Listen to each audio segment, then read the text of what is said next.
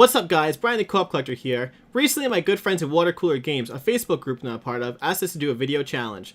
So the video challenge is our top 5 Super Nintendo games outside of the big names. So with this list we cannot include any Mega Mans, Donkey Kongs, Marios, or anything like that. These are supposed to be 5 games that we personally love, so if you want to stay tuned you can check out my top 5 list.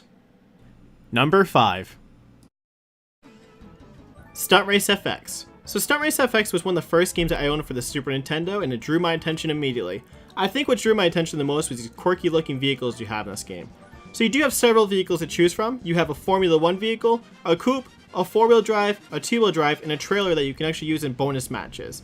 The cool thing about this game, I think what I love the most, is that when you crash your vehicle, you really don't crash. You do stop, your car kind of like flattens like a pancake and becomes all crazy and distorted.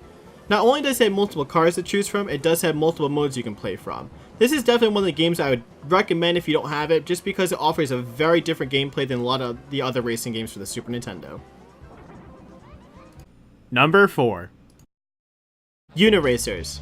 Uniracers was a game I didn't discover until about 4 years ago.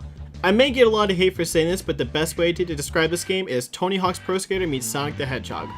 The reason I describe it that way is because you have these crazy 2D tracks with tons of corkscrews, flips, twists, and all these crazy jumps. The reason I compare it to Tony Hawk's Pro Skater is because you have a lot of stunts you can do.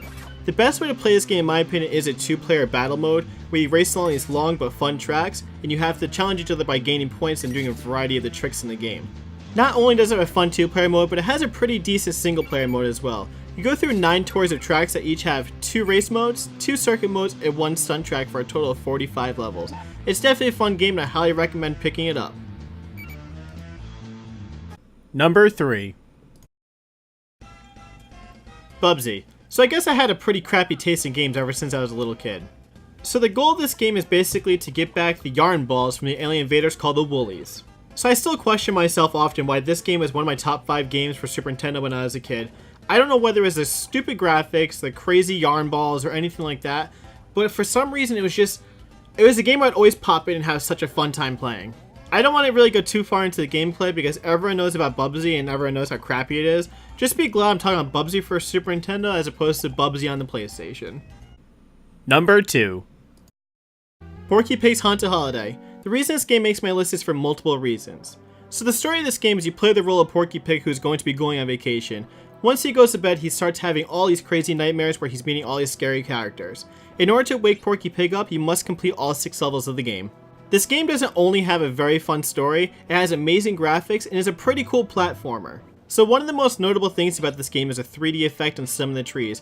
As you're walking around these trees, it has this pretty cool rotating effect which is not seen in many games for the Super Nintendo set. So a funny story to go along with this game. About 8 years ago when I first met my fiance, I showed her my Super Nintendo. I popped this game in for her and watched her play.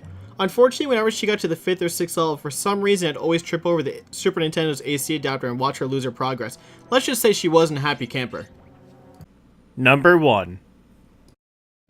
Stone Protectors. This is a game that had to be number 1 on my top 5 list. This unfortunately is a game that not many people know about. I personally think it's probably one of the best beat 'em ups for the Super Nintendo system, almost on par with Turtles in Time. I do get a lot of crap for it because the game does unfortunately have very crappy controls, but the one thing it does make up for is a very colorful graphics and the absolutely insane characters. The main reason this makes my list is the ending of the game. Once you finish the game, you watch these Stone Protectors do this crazy rock concert, and the funniest thing about it is watching the drummer do his solo.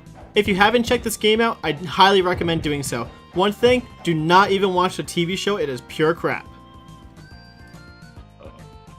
So I hope you guys liked my video. I wanted to include games I personally loved from when I was a kid and that I still enjoyed to this day.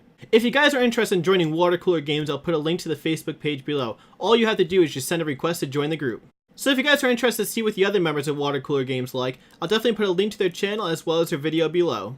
Thank you guys very much for watching. If you liked the video, definitely leave a thumbs up. If you like any of the games I put on my top 5 list, leave a comment and tell me which one it is. As always, if you haven't subscribed yet, definitely do that so you can check out all my future content. But thank you guys so much for watching and have a great week hunting.